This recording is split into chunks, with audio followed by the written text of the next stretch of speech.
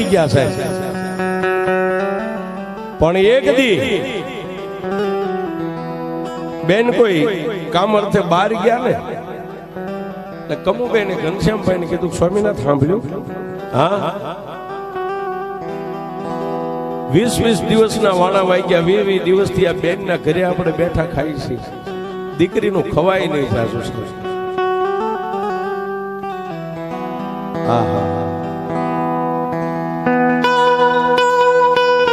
એ બેન ના ઘરેથી 20 દિવસથી બેઠા ખાય છે, દીકરીનું ખવાય નહીં. દીકરીને દહીં નો અગે તો કાંઈ નહીં, પણ દીકરીનું ખવાય નહીં છે સાહેબ. ભાઈ કદાચ બેન ના ઘરે જઈને એક પાણીનો ગ્લાસ પીવે ને તો બેન નું ઋણ એની માથે ચડી જાય. આજ 20 દિવસથી આના રોટલા આપણે ખાઈ છીએ. અને તેથી સાહેબ ઘનશ્યામભાઈ મનની માલિબા વિચાર કરી અને પછી સાહેબ આ જે ધરતી ઉપર આપણે બેઠા છે ને, એક એના બેન અહીં બોટાદમાં રહેતા ને એક પોતાના ભાઈ પણ અહીં રહેતા, એટલે પોતાના ભાઈને સંદેશો મેળવ્યો છે. અને સાહેબ એક વાત તમને કહી દઉં, આજે મઠની માલિબા કાળી નાગણીઓ બેઠી ને સાહેબ, એ દુઃખ પડ્યા વગર કોઈને મળ્યું નથી સાહેબ. રૂપિયા વાળા નથી મળ્યું છે, પણ અન્ય દાંત ને જેને વેર હોય ને સાહેબ, એને જેનો પલ્લો પકડી લીધો ને ભજન કર્યું ને સાહેબ, એને મારી મેલડીએ ન્યાલ કરી નાખ્યો.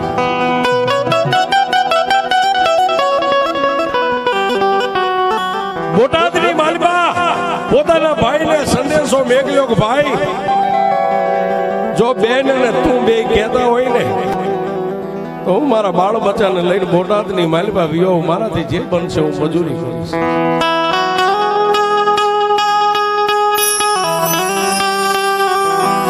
ઘનશ્યામભાઈ નો સંદેશો મળતા પોતાની બેને અને ભાઈએ સંદેશો સામું મોકલ્યો, ભાઈ અત્યારે મજૂરી હારી હાલે આવે છે, જો કદાચ વિયો આવી ને તો તારા બાળ બચ્ચા તું કઈ ભૂખ્યા નહીં રહ્યો, પણ આ કામ કરવું પડશે.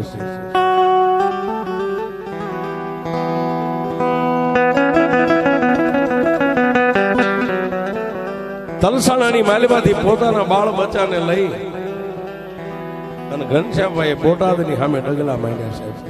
આ પ્રથમ જયારે બોટાદમાં આવ્યા એ વાત કરું છું. આવ્યા અને પોતાની બેનના આંગણે પોતે રહેવા માંડ્યા છે. એક દી બીજા દી પછી મનની માલિબા વિચાર કર્યો કે આવડું મોટું શહેર છે, ગમે ત્યાં મારે કામે તો જવું પડે ને સાહેબ. અને તેથી આ ટાવર રોડે ચડ્યા છે, ટાવર રોડે મેન બજાર, અને ટાવર ની બાજુમાં કોઈનો રસનો ચીચોડો જોઈને તેથી ઘનશ્યામભાઈ ન્યા જઈને ઉભા રહ્યા અને રસના ચીચોડાના માલિક ને એટલું કીધું, ભાઈ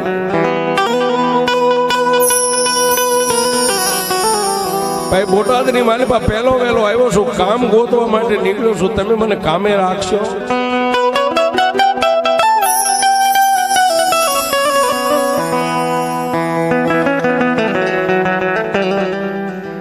અને સાહેબ એ રસના સિસોડા વાળાના હૃદયની માલિબા કદાચ મારી કાંઠાવાળી વહી ગઈ હોય સાહેબ, એને એટલું કીધું, ભાઈ તમને આ રસનું કામ ફાવશે?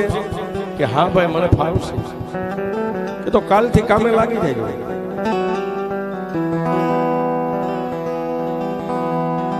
અને ઈ રસના સિસોડે તેથી ઘનશ્યામભાઈ કામે લાગ્યા. રસના ગ્લાસ ધોવે, કોઈને ક્યાંય ઓર્ડર હોય તો રસ દેવા જાય. આમ કરતા કરતા કરતા કરતા કરતા દિવસો માથે મહિના દિવસો સાહેબ. એ વખતે 25-30 રૂપિયા જે મજૂરી આવે અને એની માલિબાથી પોતાના 2 બસડા ને 2 માણા પોતે સાહેબ 25-30 રૂપિયા સાહેબ આ મોંઘવારીમાં ખાવાનું ન પૂરું થાય છે.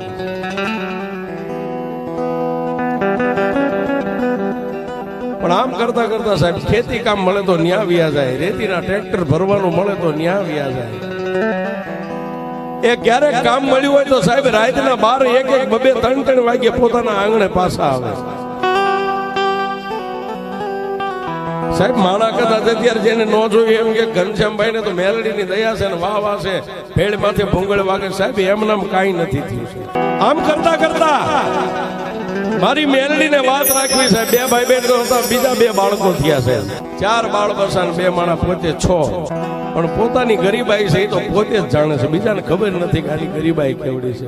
રાતના 3-3 વાગ્યા ઘરે આવે, વહેલા પાછા જાગીને કામે લાગી જાય. પણ એક દી સમય એવો આવ્યો સાહેબ, હજી ગામની માલભાઈ એટલી બધી ઇજ્જત આબરૂ મેળવી નથી. ગમે ત્યાં જઈને ઉભા રહીને લાંબો હાથ કરીને કોઈ 5000 રૂપિયા આપે એવડી મોટી આબરૂ નથી મળી સાહેબ. પણ પોતાની બેનના આંગણે રહેતા ને સાહેબ, એક દી બેને એવું કીધું, ભાઈ હવે મકાન ખાલી કરવું પડશે, કારણ કે મકાન પાડીને અમારે નવા મકાન બનાવવા છે. હા હા, ક્યાં જાવ, કોને કહું? દિવસ ઉગ્યો ને બજારની માલપા સાહેબ, જે માણસ પારખતો હોય ને સાહેબ, હીરાને ઝવેરી જ પારખી હશે. ઘનશ્યામભાઈ મનની માલપા મુદાય છે કે હવે રહેવા ક્યાં જાવ, મને મકાન કોણ આપે, મને આશરો કોણ આપે? આમ વિચાર કરતા કરતા પોતાની બેનના આંગણેથી બજારની માલપા ડગલા માંડ્યા છે.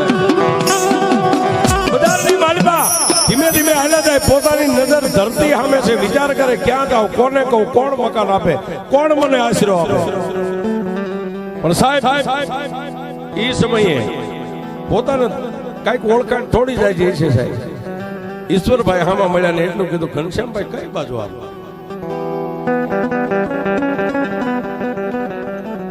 ભાઈ ક્યાંય આશરો મળે તો ભાડે મકાન ગોતવા જાઉં છું. કેમ કે મારા બેન ની નવા મકાન બનાવે છે, એટલે અમારે ઘર ખાલી કરવાનું છે.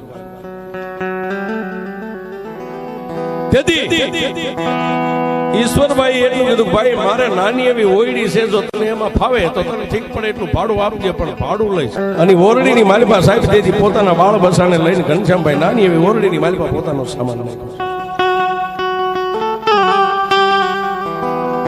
વાત કરતા વાર લાગે, સમયને જાતા વાર ન હોય.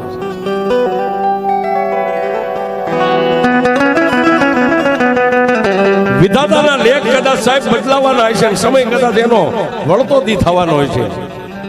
પોતે તનકોટ રાત દી મહેનત કરે છે, મહેનતમાં કોઈ કચાશ નથી રાખતા સાહેબ, કારણ કે 6 ના પેટનું પૂરું પાડવાનું છે.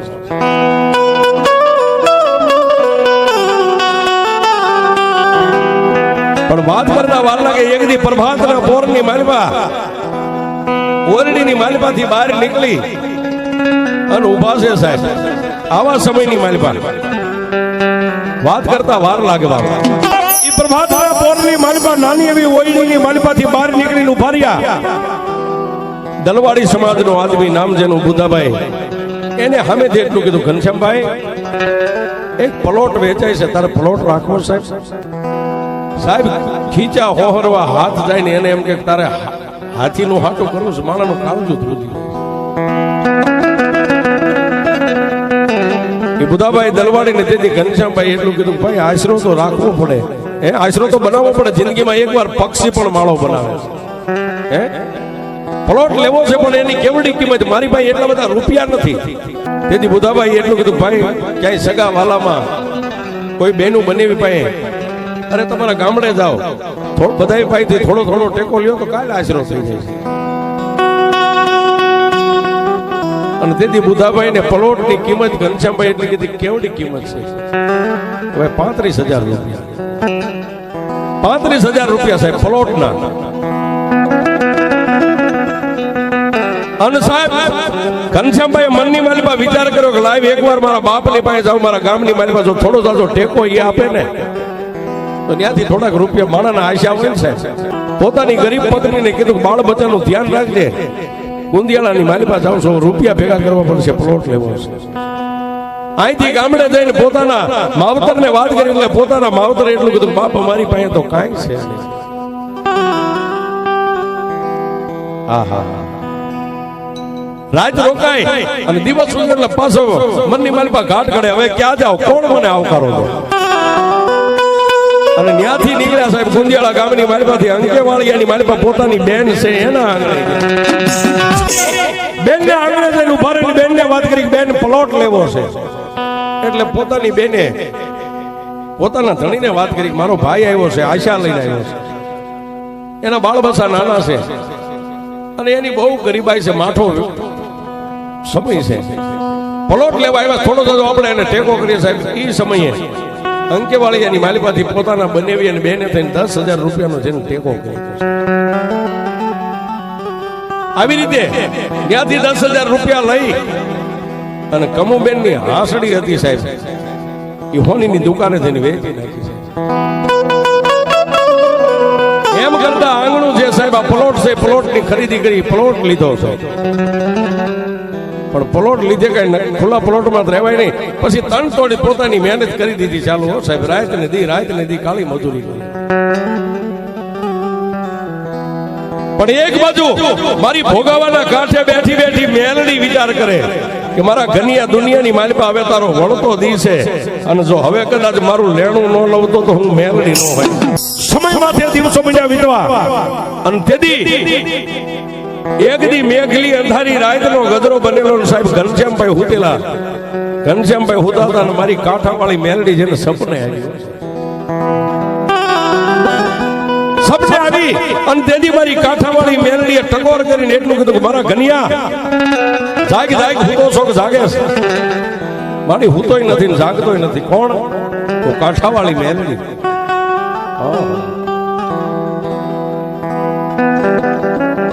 મારી અત્યારે આવવાનું કારણ કે મારા ઘનિયા એક દી શેર માટીની ખોટ હતી, તેથી તું તારા ઘરેથી બાઈ આવી મારા કાંઠે મને મેલડીને પોકાર કરીને એટલું કીધું હતું કે હે માં, જો કદાચ તમારી શેર માટેની ખોટ છે ને પૂરી કરીને તો મારી કુળની દેવ તો ગઢ ભવાની કાળિકા છે. મારી કાળિકાની હારો હાર તને પણ મારા આંગણે વિહામો આપી અને તને મારી કુળની દેવની હારો હાર પૂરી. મારી મેલડી દેવને કહેવા માંડ્યા કે માડી અત્યારે તને બેહારું અને માડી અત્યારે તારું નાનું એવું કદાચ મડકે મંદિર બાંધું એવડી મારી સ્થિતિ નથી.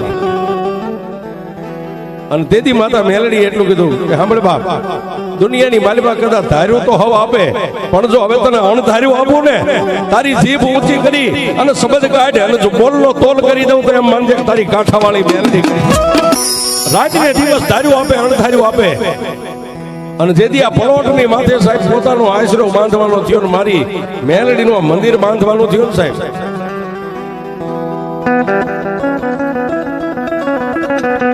સાહેબ માગો ના આપે અને માનો કહેવાય. માગો તો દુનિયા આપે તમને સાહેબ. પણ જેથી આ મેલડીનું મંદિર બનાવવાનું થયું ને, તેથી આ મંદિરનું ધનાભાઈ ગડિયાએ 1 રૂપિયો મજૂરી લીધા વગર અમારી મેલડીનું મંદિર બાંધ્યું છે.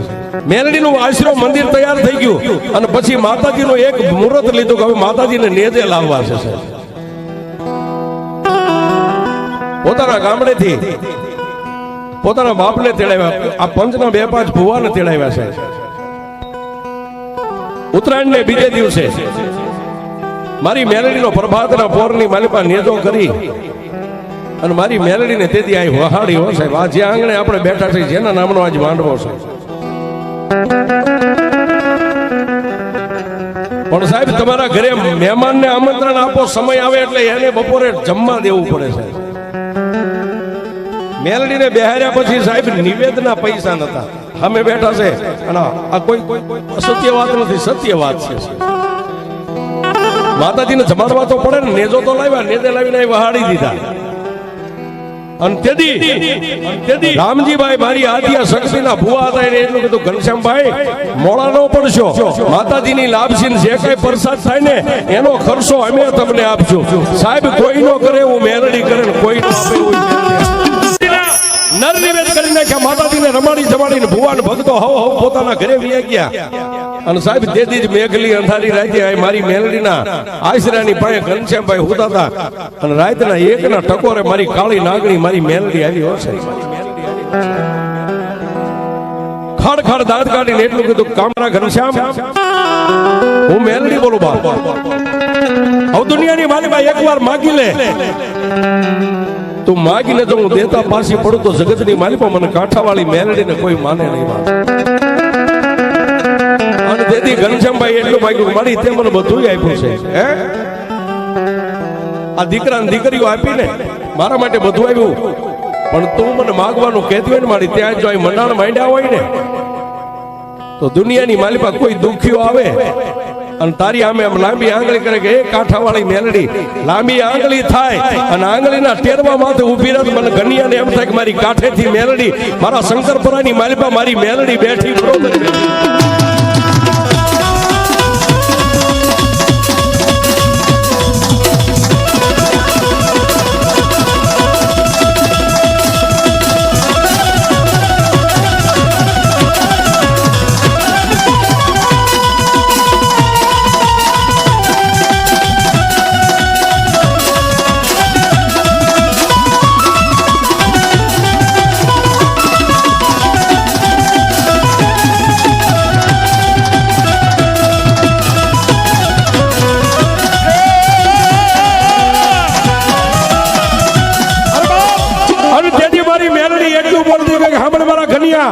એ રાત હોય કે દી હોય મારા શંકરપરાની માલપા નહીં પણ હો ગામની વાટે જો કદાચ કોઈ શંકરપરા સામે નમણો માંડી અને એમ કે મારી કાંઠાવાળી મેલડી આંખમાંથી આંગળું પડે અને જો એના દુઃખનો પિયાલો કરી ન પી જાવ તો ઘનિયા હું તારી મેલડી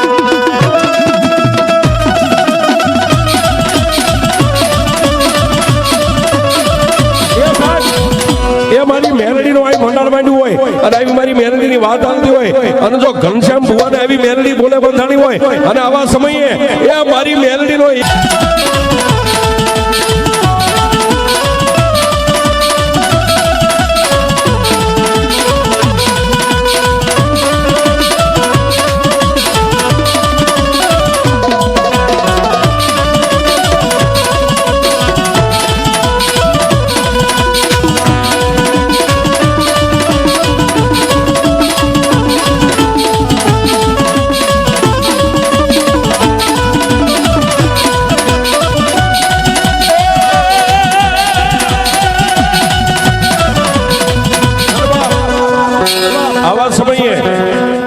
મારી ઘનશ્યામ ભુવાની મેલડી આવી છે સાહેબ ત્યારે એનો જે પરિવાર છે એમાં એમની દીકરીની એક ખાસ ફરમાઈશ છે સાહેબ કેવી દુનિયા મારી કોઈ હગી નોતી એ અમારી દુબળી ન ચાહતી કોઈના તું ત્યારે મારી મેલડી હતા કોઈના તું ત્યારે મારી મેલડી હતા